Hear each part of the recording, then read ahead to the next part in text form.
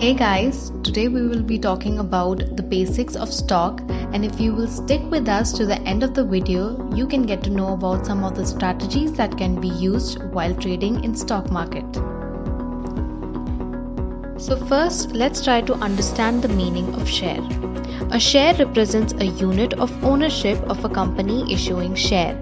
So share is basically a part. A part of what? A part of a company. Let's just try to understand this better with the help of an example. Let's say there's a person, Mr. X, and Mr. X has a company called ABC Private Limited. So after 1 year of establishing his business, Mr. X earned a decent amount of profit. And now he's thinking about expanding his business to, let's say, some other different state or maybe some other different country. Now in order to carry on with his expansion plan, Mr. X would require funding. Now Mr. X calculates the amount of fund that he would be requiring in order to go on with his expansion plan, and Mr. X comes up with a sum of with the amount of 1 crore. So Mr. X has two ways in order to acquire those funds. First, Mr. X can approach a bank and take a loan, and second, Mr. X can go to the stock market and sell the part of his company. So let's say that Mr. X divides his company with 10 crore equal parts and priced each part of those share with rupees 1. And these small parts of the company are called the shares. So if you buy a share or a part of ABC Private Limited, you become the part owner of the company. It really depends upon the amount that you're investing. If you invest a large amount and buy a huge chunk of share in a particular company, then accordingly your percentage of ownership in that company also increases. And in the share market, people buy and sell these parts of the company. So now let's talk about some of the most common types of shares, that is equity shares and preference shares. Coming to the first point talks about the rate of dividend. Dividend is basically the profit earned by the company. In case of preference share, they receive dividend in a fixed rate. They are not affected if the company in which they have invested earns less profit or a good amount of profit, as their rate of dividend is fixed. But in case of equity shareholders, they receive dividend depending upon the profit earned by the company. Let's suppose a company doesn't earn any profit in a particular year, then the equity shareholders of that company wouldn't be receiving any dividend that year, but all the preference share dividend would be added to the next year. The second point talks about the preference right. This point says that whatever profit the company has earned is distributed among the preference shareholders first, and then the remaining dividend is given to the equity shareholders. So the first preference is given to the preference shareholders. Now the third point is the voting right. Equity shareholders of the company get the voting rights. For example, a voting is conducted to choose the company's board of directors, and this right can only be exercised by equity shareholders. On the other hand, preference shareholders do not get any such voting rights. The fourth point is the right to participate in management. The same as explained for voting rights, the equity shareholders of the company get the right to manage and control the activities of the company. At the same time, preference shareholders do not get any such rights. The fifth point says that the preference shares are not traded in the stock market.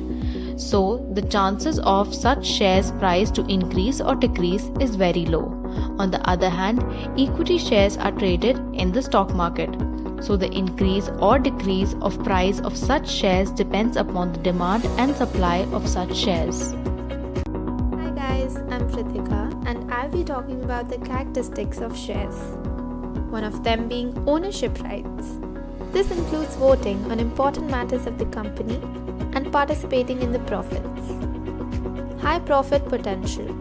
When you buy stocks, you become the owner, and when the company makes more profits and expands, the demand for its shares also rises. As a result, the share prices also move up. So as an owner, you already have rights in its profits. risk factor. While investing in shares, one always considers the risk factor that what if the company doesn't make profits as expected? Hence, along with the potential for extraordinary gain comes the potential for high loss. These two generally go hand in hand. If you are not careful in choosing a company, you can lose money by investing in stocks. Source of income. Since shareholders are part owners of the company, they are entitled to get part of the annual profits of the company. Shareholders get income by way of dividends and bonus shares. No security. For obtaining share capital, the issuing company need not mortgage whole or any part of its assets. Right to manage the company.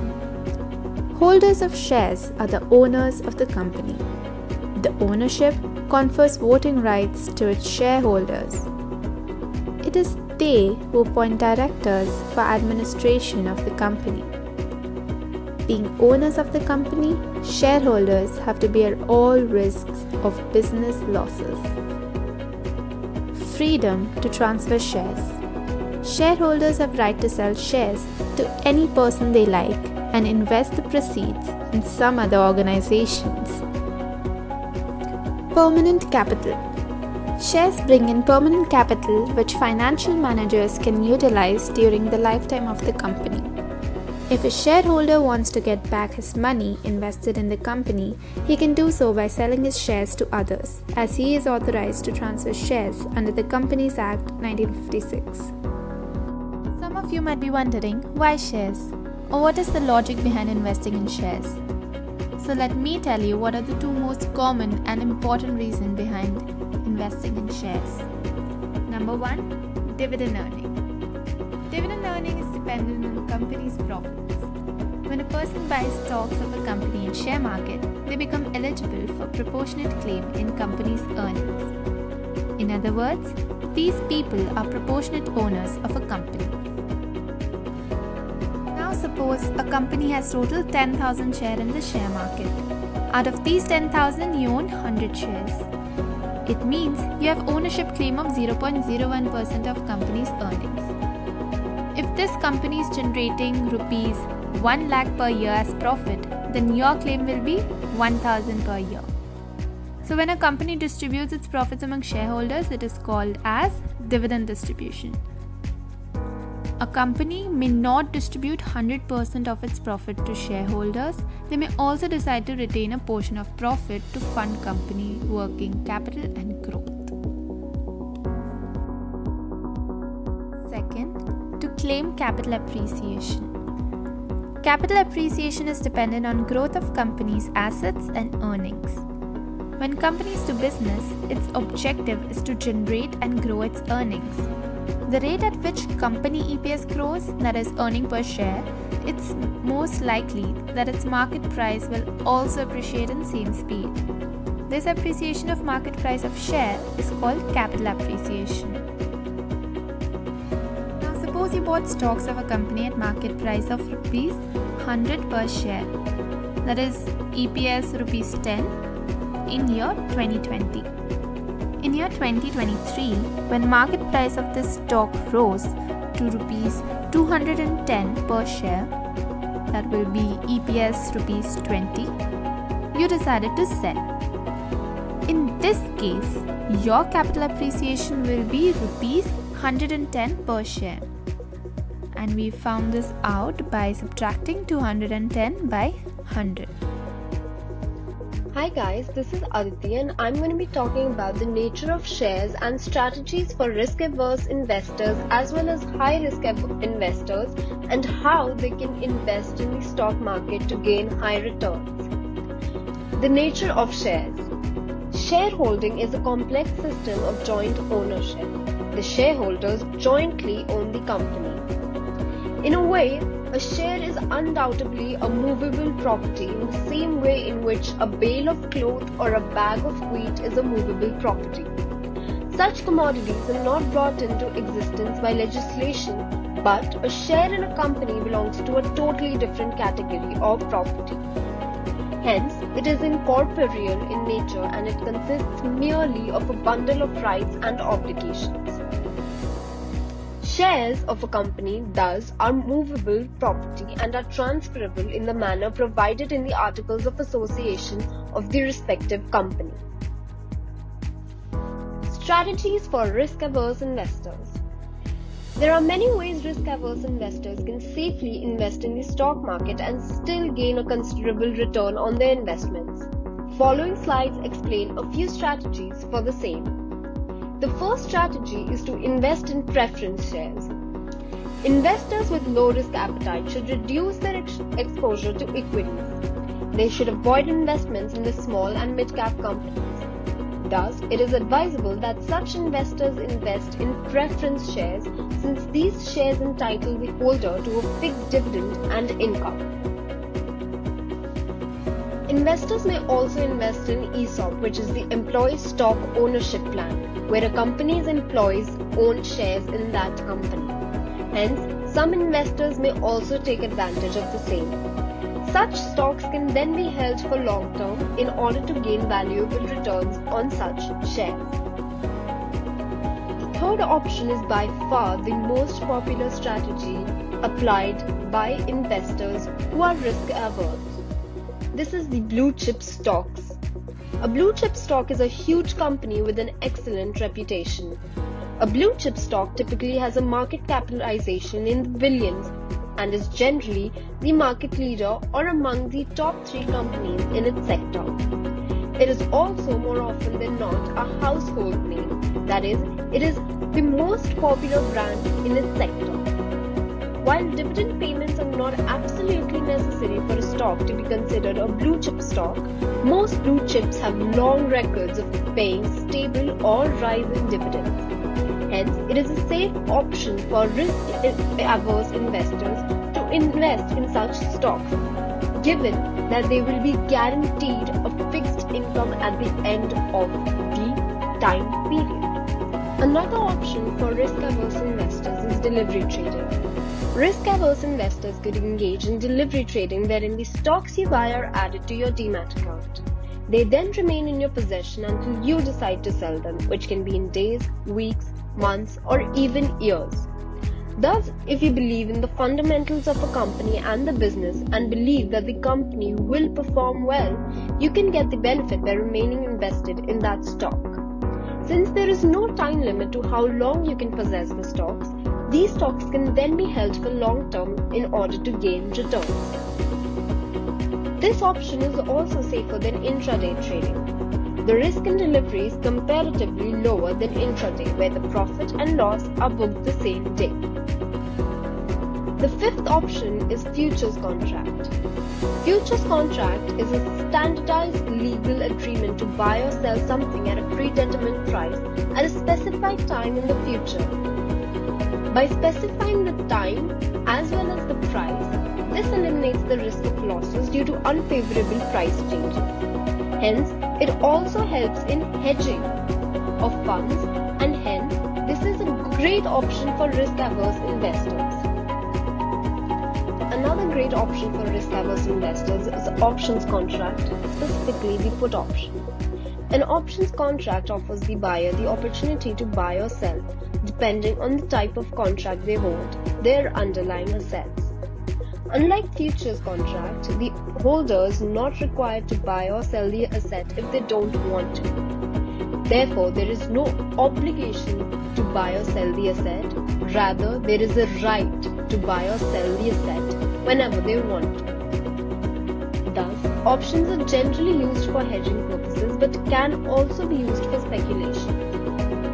The put option contract specifically are speculating on price declines of the underlying stock or index, and such holders own the right to sell the shares at the strike price of the contract.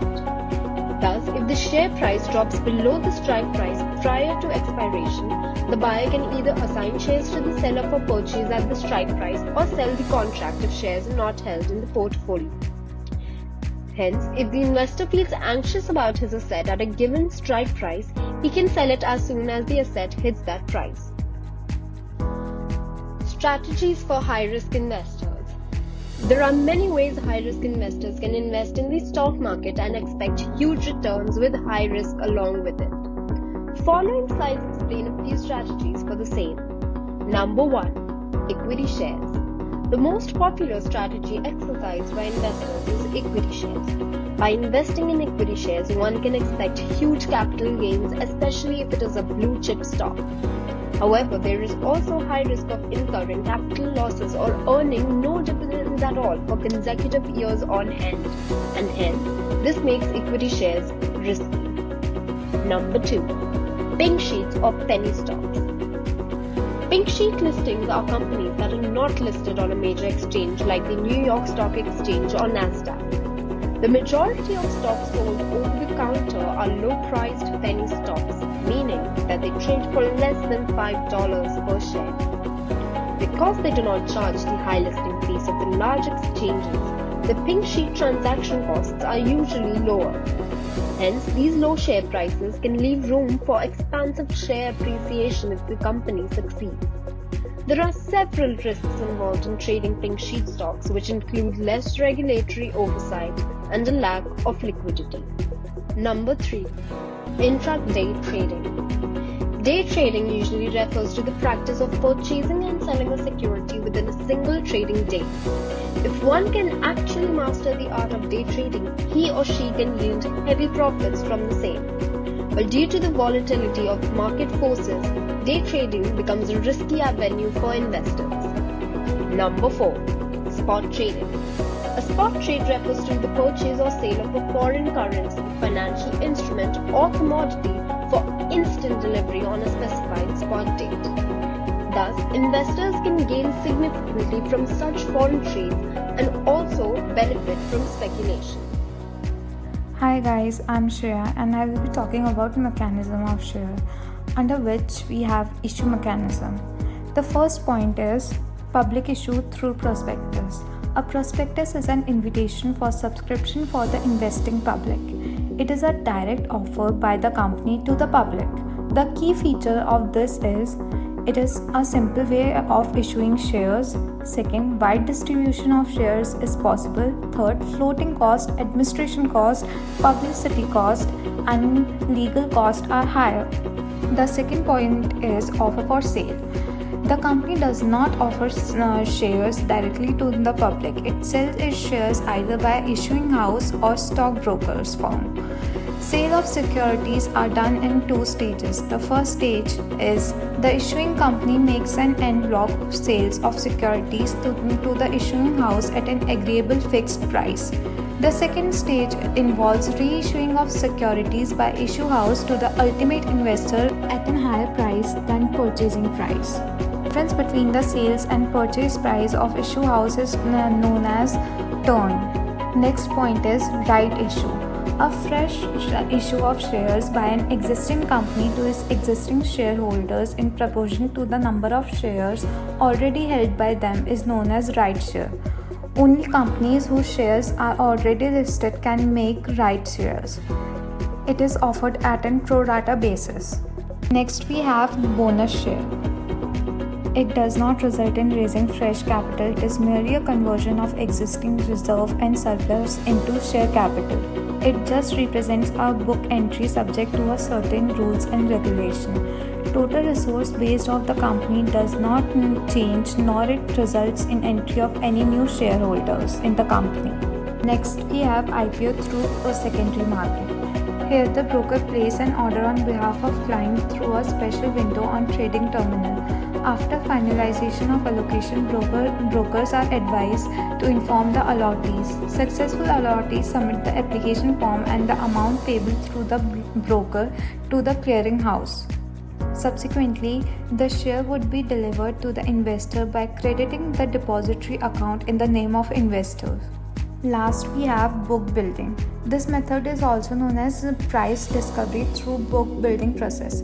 In this method, the bids are collected from the investors at various prices which are above or equal to the floor price. The offer price is determined after the bid closing date. In this case, the issuer company advertises about the issue in the national newspaper. Next, we have trading mechanism. Under this, I will be talking about the trading process of shares. Step 1 is finding a broker. A broker acts as a mediator between the investor and the stock exchange. Step 2 is opening account with the broker.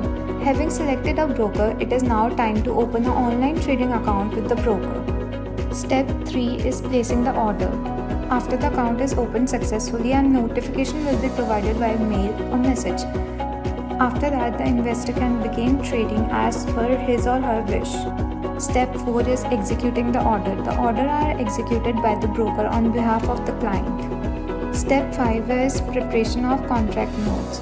A contract note is a written agreement between the broker and the investor for smooth execution of the transaction.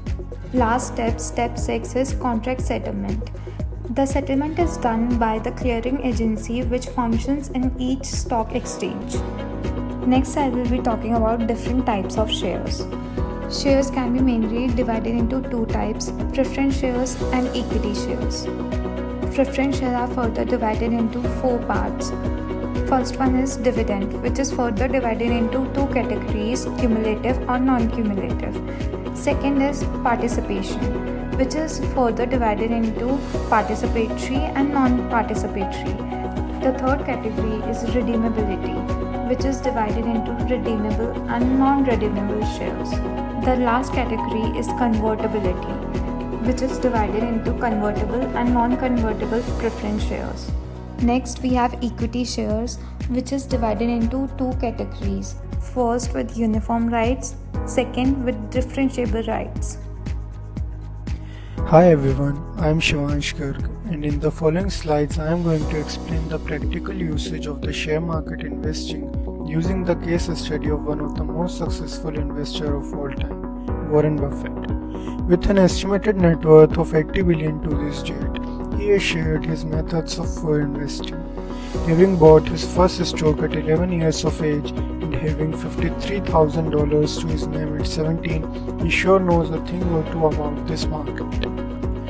Warren Buffett's first rule is to simply think long term over short term. He might be going overboard with this concept and he is truly embracing it around his entire life. He still lives in the same house he bought in 1958 and is also working at the very same desk since 50 years back and doesn't use a computer but traditional pen and paper. He has been quoted saying he doesn't throw anything away until he has had it for at least 20 to 25 years. So thinking long term is natural for him and the ability to resist selling has proved to be very successful for him. So having that said, the reason why he is holding on to what he buys is because he does his homework and does so very well. He has stated many times that he spends 80% of his day reading and catching up with his latest news and what companies to invest in. He thinks about life and investing is learning as much as he can and reads between 600 to 1000 pages every single day. However, not many people have the time or money to read for 8 hours a day and invest a few billions in the biggest companies like Warren Buffett. And it's not a strategy that anyone can apply and find success with. So in the Berkshire Hathaway annual report of 2013, one of the most interesting paragraphs in it was on page 20, where he gave a very simple and straightforward advice about investing. He says, "My money is where my mouth is." What I advise here is essentially identical to certain instructions I have laid out in my will. So in his will, he has demanded that future of his family's money should be invested such as this. Put 10% of the cash in short-term government bonds and 90% in a very low-cost S&P 500 index fund. And he finishes it off by stating, "I believe the trust's long-term results from this policy will be superior to those attained by most investors." So it is quite straightforward. Don't try to outplay the market, but instead play with it. No man or machine can predict the ups and downs of the market, so it would be foolish to try to beat it when you can simply join it. Investing in an index fund or mutual fund is very secure since a single company might go bankrupt. However, the market will not. And I will finish it off through Warren Buffett's words. The goal of the non-professional should not be to pick winners, but should rather be to own a cross section of businesses that in aggregate are bound to do well.